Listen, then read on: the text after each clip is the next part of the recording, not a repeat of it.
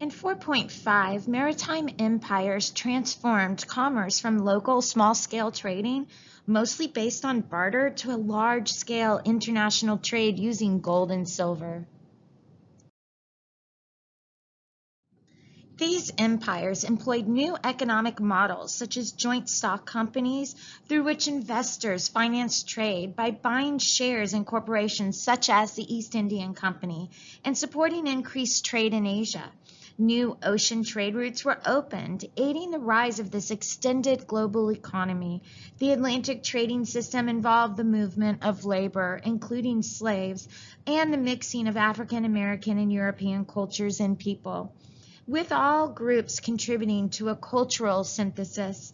Silver, sugar, and slavery were the keys to the development of these mercantilist empires. In the 17th century, Europeans generally measured the wealth of a country and how much gold and silver it had. To achieve this wealth, countries used economic strategies designed to sell as many goods as they could to other countries in order to obtain maximum amounts of gold and silver.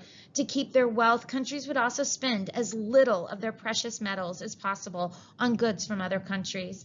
The accumulation of capital, material wealth available to produce more wealth in Western Europe grew as entrepreneurs entered long-distance markets. Capital changed hands from entrepreneurs to laborers, putting laborers in a better position to become consumers and even investors. Despite restrictions by the church, lending money at high rates of interest became commonplace. Actual wealth also increased with gold and silver from the Western Hemisphere. This transformation to trade-based economy using gold and silver is known as the Commercial Revolution.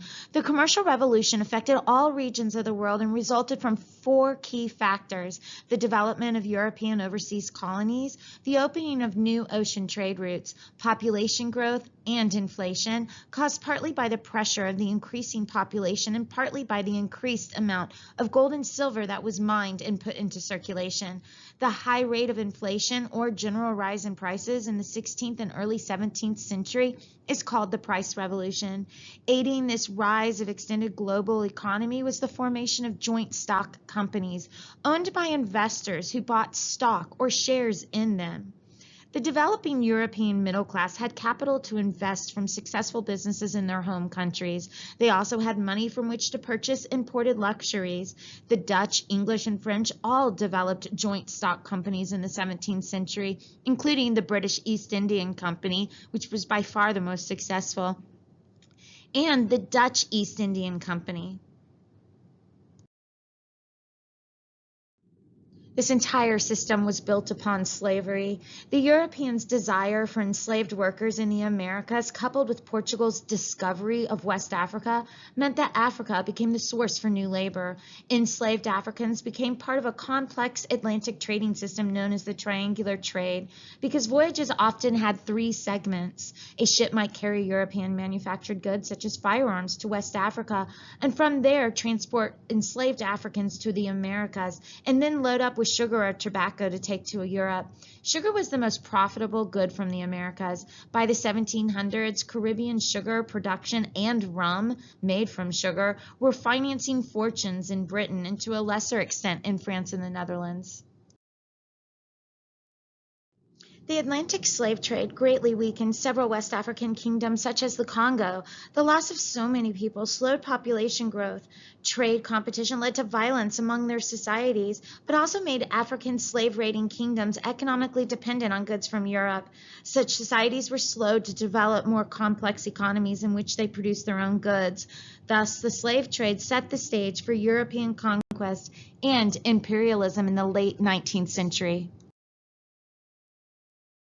Economically, African societies that conducted slave raids, such as the Dahomey or the Oyo, became richer from selling their captives to European. This trade also had political effects because when a society exchanged slaves for guns, its raiders easily took advantage of rival societies that had no firearms. Without firearms, neighboring groups could not fight off slave raids, so raiding societies became even richer and more fortified with firearms. Intergroup warfare thus became more common and bloodier as a result of the slave trade. Those most affected by the slave trade were the people and civilizations of West Africa and present-day Ghana and Benin, from which most Africans were kidnapped or sold. Gender distributions in those regions became severely imbalanced because more than two-thirds of those taken were males. The resulting predominance of women prompted a rise in polygamy, or the taking of more than one wife, and forced women to assume duties that had traditionally been men's jobs. The indigenous people of the Americas lost a great deal of their culture and history at the hands of the conquerors. Conquistadors such as Cortez in Mexico ordered the burning of native books, which were thought to be unholy. Thus, very few original accounts written in the language of the Aztecs exist today. The scarcity of first-hand accounts from indigenous people has shaped how historians view this period. For example, because the Spanish burned nearly all Aztec documents, most of the information about the Aztec comes from documents that were written by Spanish conquistadors and priests after the conquest. The authors are biased and lack a familiarity with the Aztecs' values. However, some of the sources are considered reliable. For example, in 1545, a Spanish priest named Bernardino de Sahagun began compiling the Florentine Codex, one of the most widely cited sources about Aztec life before the conquest. Spanish and Portuguese conquistadors transplanted their own languages and religion into the Americas. The remnants of this cultural interaction are present today. Although indigenous languages thrive in certain regions in Guatemala and in the Mexican mountains, Spanish predominates through much of Latin America, and Brazilians overwhelmingly speak Portuguese. By 1750, those born in America of Spanish origin, or Creoles, enjoyed political dominance in New Spain. They soon began clamoring for independence from the Spanish throne. The increase in intensity of newly established global connections between hemispheres extended the reach of existing religions. In some areas, the new connections contributed to the development of syncretic belief systems and practices. In other areas, the connections contributed to religious conflicts. African religions in the Americas provide powerful examples of the combining of different religions, beliefs, and practices. Africans melded aspects of Christianity, usually Roman Catholicism, with their West African religious traditions, such as drumming, dancing, and the belief in spirits that could take over and act through a person. Santeria, or the Way of the Saints, originally an African faith, it became popular in Cuba. Voodoo, or spirit or deity, this belief system originated with African peoples in West Africa who were enslaved and living in Santo Domingo, which is now Haiti. Also, there was another one called Candomblé, which means dance to honor the gods. It is a combination of many different beliefs from different parts of Africa, and it developed in Brazil. Enslaved Africans in the United States also laid the roots for the African American Church, a hybrid of Christianity and African spiritual tradition that remains one of the oldest and most stable institutions in African American communities. Also, Islam was very old in this country. About 1 in 10 of the enslaved Africans practiced Islam. While some of the men who sailed with Columbus may have been Muslims, these enslaved Africans became the first significant presence of Islam in the Americas.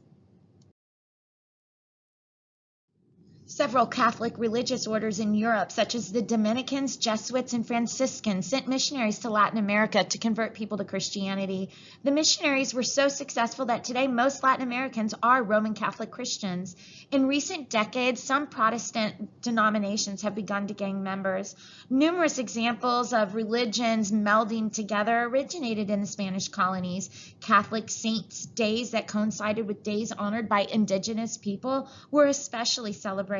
In Mexico, a cult developed around the dark, complex Virgin Guadalupe, who was revered for her ability to perform miracles.